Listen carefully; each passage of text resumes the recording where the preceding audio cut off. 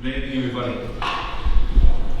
Thanks so much for coming along this evening. So, my name is Keith Brillett. I'm the principal of Cobram Anglican Grammar School, and I really appreciate everybody's attendance here this evening just to learn a little bit around the foundation year for next year, which is particularly important, but also hopefully we'll touch upon a few things that will be relevant for the next 13 years of your young person's education. So thanks so much for being here tonight. Acknowledgement of country. Cobram Anglican Grammar School acknowledges the Australian, Aboriginal and Torres Strait Islander peoples of this nation. We acknowledge the traditional custodians of the lands on which our school is located and where we meet here today. We pay our respects to ancestors and elders, past, present and emerging, and extend our recognition to their descendants who are present for the health and memories of the traditions, the cultures and hopes of Aboriginal and Torres Strait Islander peoples across the nation. We acknowledge the first Australians as the traditional custodians of this continent, whose cultures are amongst the oldest living cultures in human history. Cobram AGS is committed to honouring Australian, Aboriginal and Torres Strait Islander peoples' culture and spiritual relationships to the land, water and seas and their rich contribution to society. A few words of welcome from me, and then I'm going to pass over to Mrs. Fiona Clark over here. So a couple of things in particular, I think this is relevant for our parents of foundation students. Look, I've got four children of my own, and I have complete empathy and respect for parents when they're making their decisions around where to send the young people to school. It's really a matter of trust, isn't it, that families choose to send their school to an organisation that they trust will have good outcomes for the young people. And certainly when, as a school, we have people who put trust in us, we don't take that lightly at all. That's a very significant thing that we respect, and we work very hard to make sure that we get the best outcomes for these fine young people. The other thing that I'd like to just mention really quickly is that young people starting the foundation next year, hopefully they'll be here for the next 13 years of their education. And what I can commit to, I'm sure every family here tonight and those that start next year, is that we're really shaping our school to make sure that we can offer terrific educational and social experiences and pathways right through foundation through to year 12 and 13 years time. We're doing a lot of work around that this last 12 months, 2 years, and we're really looking forward to that future.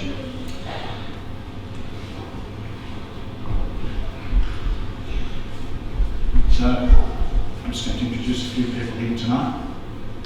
I'm the principal, which sounds important, but I can assure you that it's not. Okay.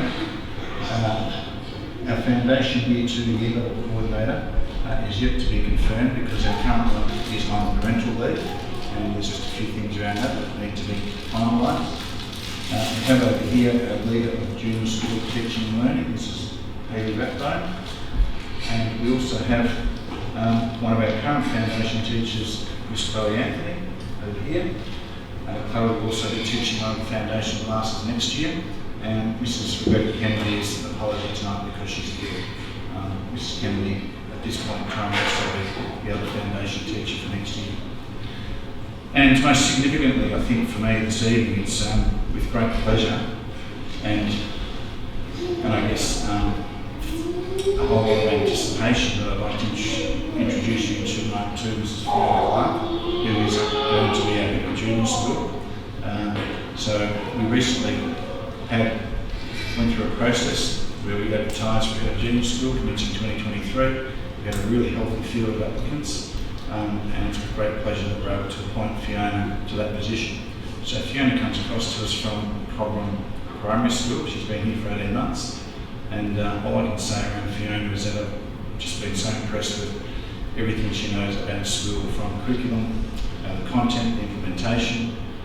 She has a fantastic awareness and knowledge of student wellbeing practices and behaviour practices, and I think we're very lucky to have her. She's very measured, thoughtful and well considered, and it's a pleasure to introduce you to our junior school.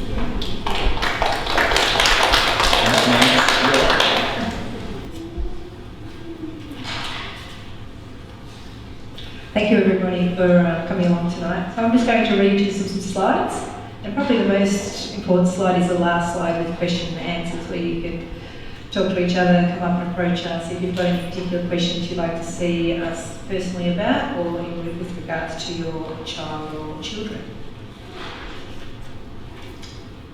Student wellbeing. Student wellbeing, learning and wellbeing staff are available for confidential discussion and assistance with school, family or personal concerns. Students are encouraged to make an appointment with a member of the wellbeing team if and when necessary. At the moment we have Miss Vanessa Wannis, Head of Welfare and Child Safety Officer, and Dr. Kevin Quinn, who is our school psychologist. He operates from the school 2 days a week, and he's very experienced and is a great asset for our school. The general literacy program in the foundation room. We've invested time, money and effort this year in decodable readers. So they are phonics-based reading and writing programs. So decodable readers, for those who are not aware, are especially constructed to allow students to practice their decoding skills. They are made up of words that students can decode and a small number of high-frequency, irregular words that students have been taught. Regular practice reading decodable books with words that students can successfully decode can boost confidence, encourage mastery of letter-sounds relationships, and allow students to improve their reading accuracy and their fluency. In the past, a lot of schools, and we still do, have used predictable text, and we often say, look at the picture to help you read the words. And sometimes that doesn't work for all the children. So the decodable texts are learning the letter sounds and then applying their knowledge through those books. And with the writing program, it complements the reading program, where we're using the decodable text to support the children's transcription development. Lots of oral language, lots of talking and then writing, just so the children can hear those sounds, those letter sounds, through their conversations and stories with their peers and the teachers. Our general numeracy program, the curriculum has 3 strands: number and algebra, measurement and geometry, and statistics and probability. The large focus is hands-on tools. So they use blocks, they use dice, they use little teddy bears, and they're counting with one-to-one counting. So we call them manipulatives or concrete materials. So they start from concrete materials and they move down through to their digits, and we call that symbolic. So it's a developmental progression. So you start off with counting, and counting is probably, would you say, Chloe, term 1, counting is our major focus. What does it look like through the week with specialists? So in 2022, at the moment, the foundation have a music where they leave their classroom and they go to our specialist music program teacher. PE they have twice a week. Health, ICT computers, RAVE, which is our religious and values education, taken by a specialist. So we have 6 specialist periods, but that may change depending on next year.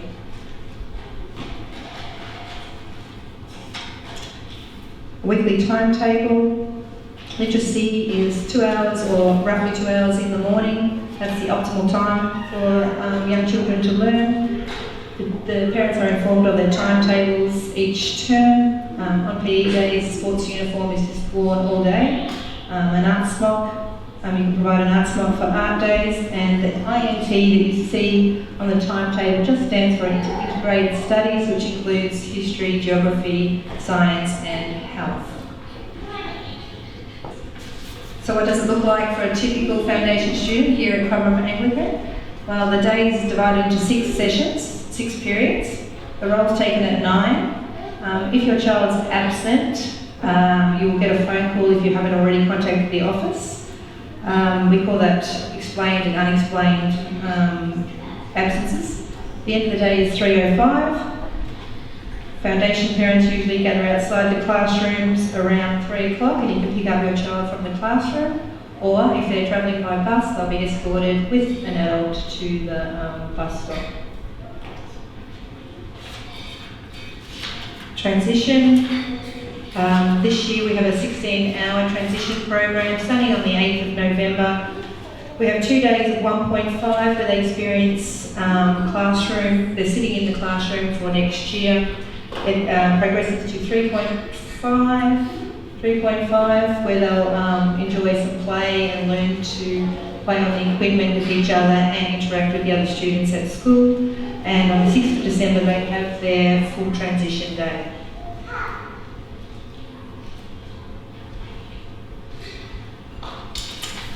A lot of parents are concerned about the expectations of their children when they first arrive.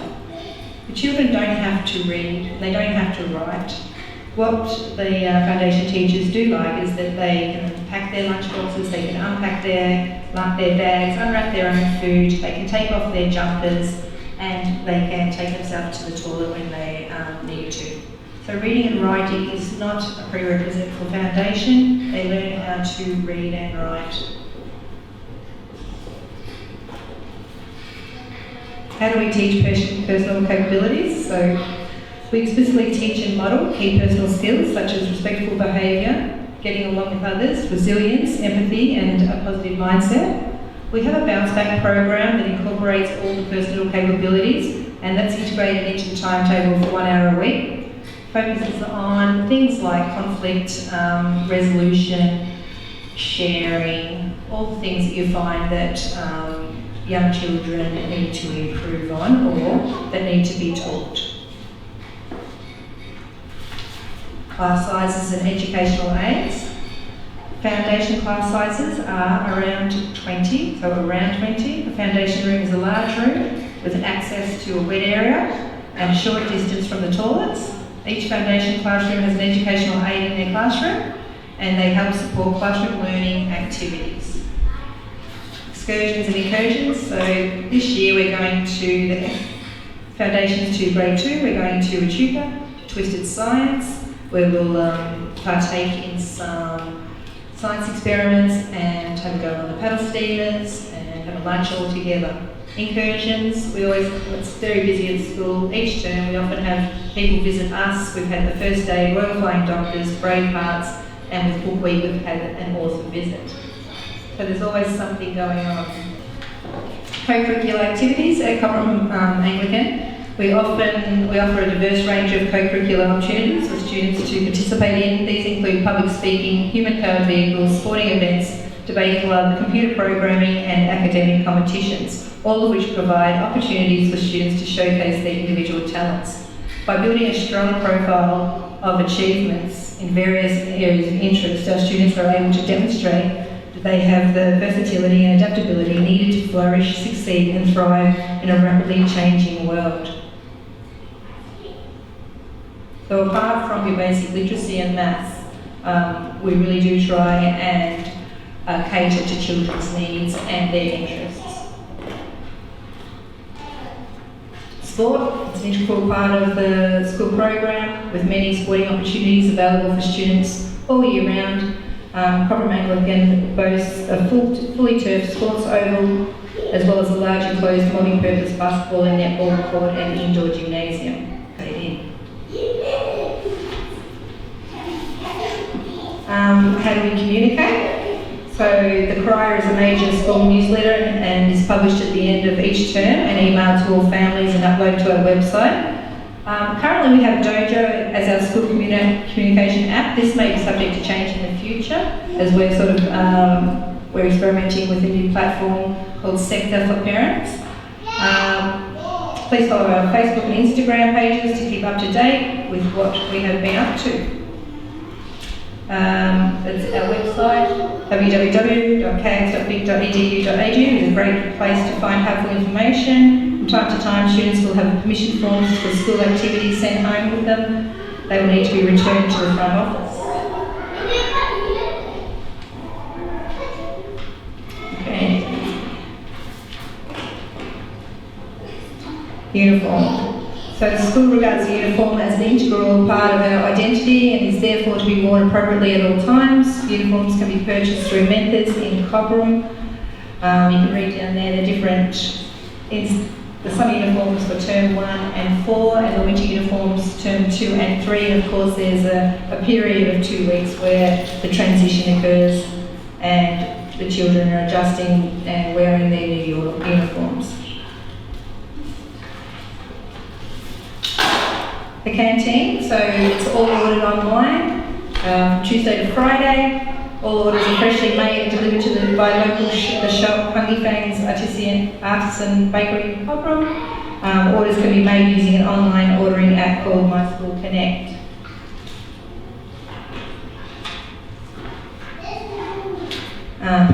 Parents visiting the school. If you're visiting your own child, you won't need a working with children's check, but if you're doing some time in the classroom as a reader or a parent helper, you will need a working with children's check and required to sign in the office. But if you're just coming onto grounds to pick up a child or to spend 5 to 10 minutes, you don't need to sign in or have a WWC check.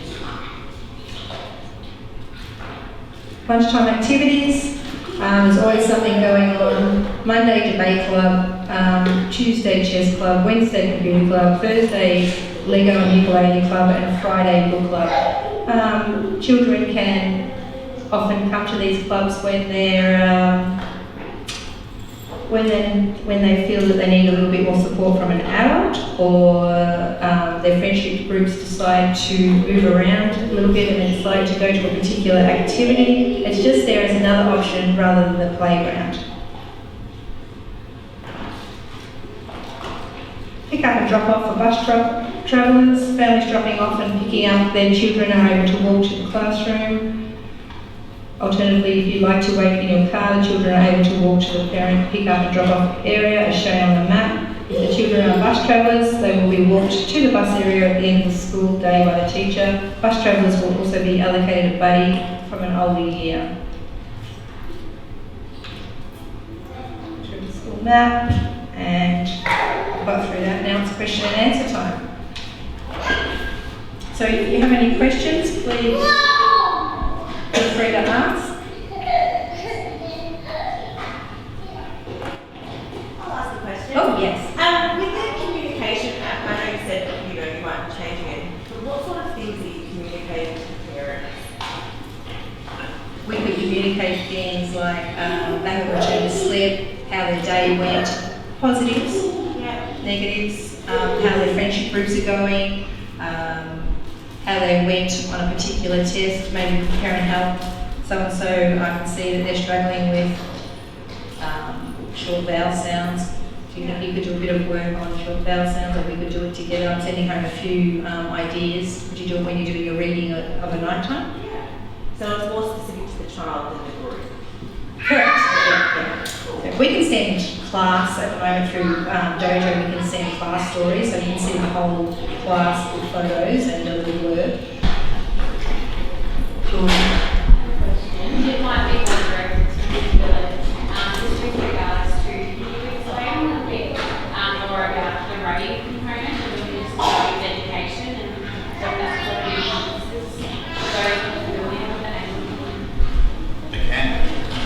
And perhaps a little bit more about, the pillars of particularly Anglican identity and how that is, I suppose, shared across your particularly the junior level institution. Thanks, Jordan. It's about 6 questions at once, but I love it. They're really good ones. So RAVE is a subject that's part of the Anglican Schools Commission wider curriculum. It's part of our compulsory offering, and RAVE is an acronym, RAVE, meaning Religious and Values Education. And so all of our students, foundation through to 10, attend the RAVE classes. One of the things that I think can be a little bit intimidating for families is the notion of going to a school that has potentially a religious character. And I often get asked around what does the term Anglican identity mean, and what does that mean for our school? Basically what it means is that we are a completely inclusive organisation. And although our Anglican tradition is something that we proudly hang our hat on, it's certainly something that families should not be intimidated by. So we're not out to indoctrinate young people, we're not out to convert them to being Anglicans.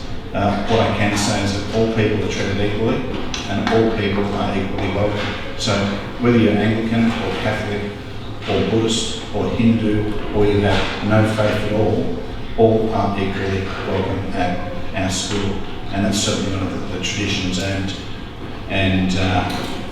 something that's particularly important to all the schools and the Anglican Schools Commission. So whilst at times people may be a little bit concerned that they're sending their young people to a religious school, so the school's going to try and convert them, that's not the case at all. So the rave subject is about encouraging good values, just being decent, good citizens, and certainly providing a good education around having a knowledge of all the different world religions that are out there and what they mean to different people. Does that sort of answer your question? Very helpful. Thank you. And Miss Doyle's up the back, just snuck in, and Shay's our head of identity. How do I go with that? So it's our anchor point, there's no doubt. It's what defines us, but we're so lucky to be, particularly in a diocese that is the most inclusive in Australia and under a leadership with the ASC that echoes those sentiments. Our rave curriculum invites students to explore what faith might mean to them and to encourage them to go on a journey, whatever that might mean. So I guess sometimes, and young people often ask me about that, how do I feel as an Anglican and what's my spiritual journey? Well, I'm 58 years of age and I was baptised and confirmed Anglican, but I can tell you right now, I'm far from completing my spiritual journey. There's still a long way to go, and I think I'll be continuing that journey if I take my last breath, which hopefully is not for a while yet. Do you think this is fine? Any more questions?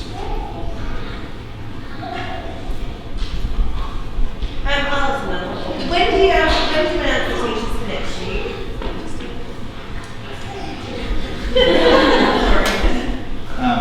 So this, right at the moment, as things stand, Miss Anthony and Mrs Kennedy will be the foundation teachers. The reality is, I'm very confident that both of those staff will be with us next year. That's what they've indicated. However, term 3 and early term 4 is often that time of the year when teachers make decisions around their future careers. But I can say that those two teachers have been pinned in for 2023 as foundation staff members. Chloe will be in her second year in it, so she's old hand already, and Rebecca's been in it quite a bit longer than that. And for the sake of being well led, I won't say how long Rebecca's been teaching. Okay. And this week we're probably going to firm up the teaching arrangements for the remainder of the junior school as well. And as soon as we know it, I'll publicise that. It's actually not as easy a task as people might sometimes think. So it's around considering the student groups, the makeup of the student groups, which teachers might best be suited to taking a certain group of students. So there's quite a few things that we need to sort of think about and consider.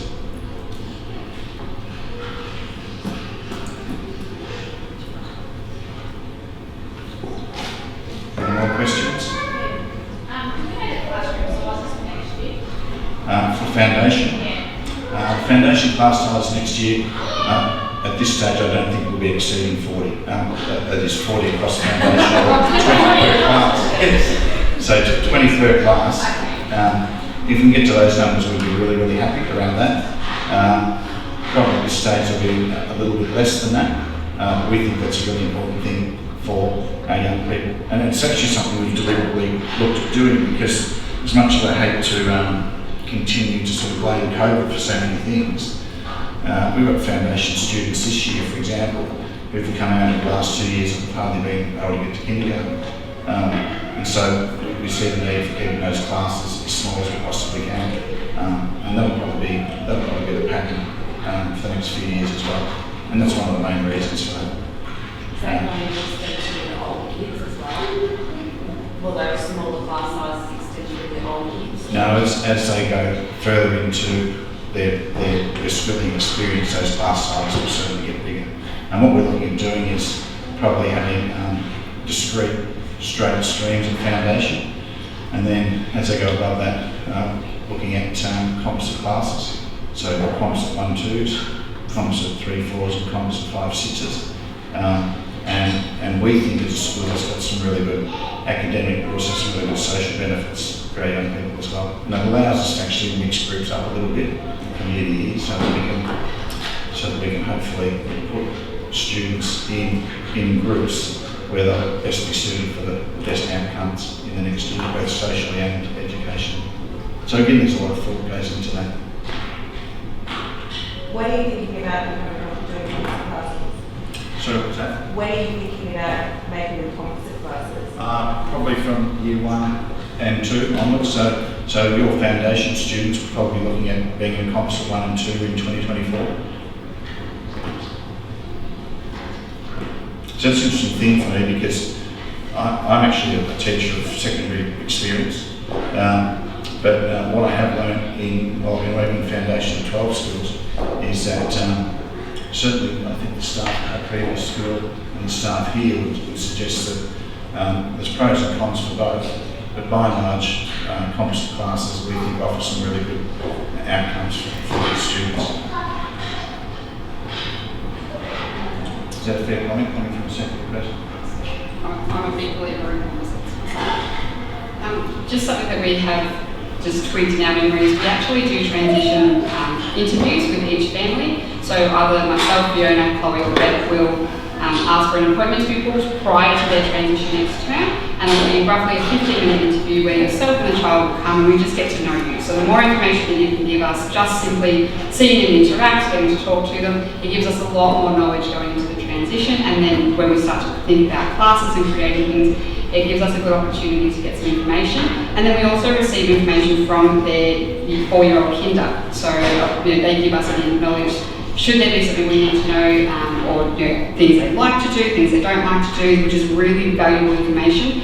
Being a 5-6 teacher myself, I get that information from the teachers every year, so we get to know our kids really, really well as they go up. But being the very first ones, sometimes we going in blind, although sometimes we have benefits, the more information you can provide for us in those interviews is really important as well. So expect sort of that early November time, we'll be asking for you to book in, and you'll receive either a phone call or an email about that, setting up those times as well.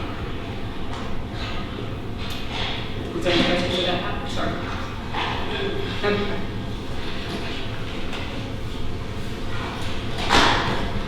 Okay, if there's no further questions, I think that's getting pretty close to where we need to be this evening. Thank you so much for being here this evening. It's been good to see you.